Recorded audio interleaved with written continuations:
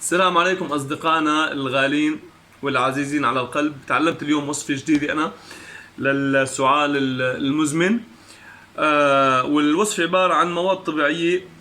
بصل قطعناه بهالشكل مثل ما نكون شايفين، بنحط عليهم معلقتين عسل. طبعا كل ما كترنا نحن البصل كل ما كترنا عليه العسل، وبنتركه لمدة من ساعتين لثلاث ساعات لحتى البصل لحاله يبذل المي تبعيته داخل العسل. هاي بنحط نحن للعسل. بسم الله الرحمن الرحيم.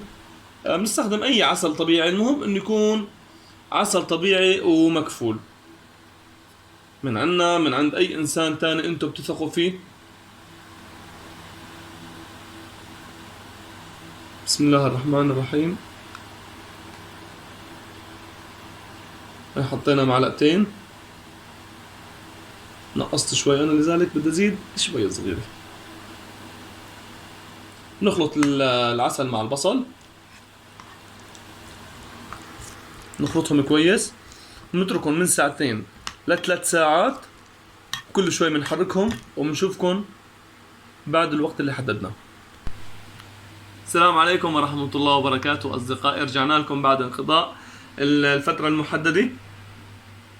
هي مثل ما نكون شايفين صار العسل عبارة عن سائل مع اختلاطه بالبصل. طبعا احنا البصل ما عصرناه ابدا،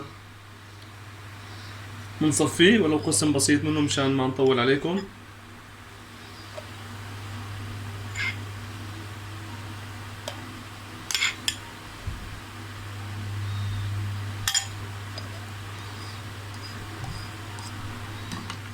تحول لها المادة.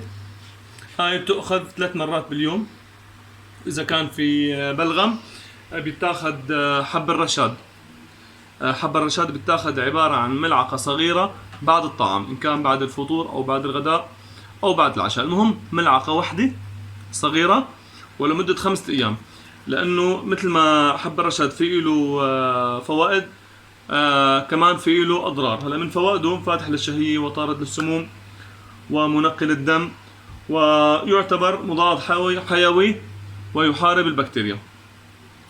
واللي عنده امراض مثلا امراض قلب او سكري او غده درقيه يفضل انه يستشير الطبيب قبل ما ياخذ من حب الرشاد. وصحتين وعافيه والف سلامه للجميع. السلام عليكم ورحمه الله وبركاته.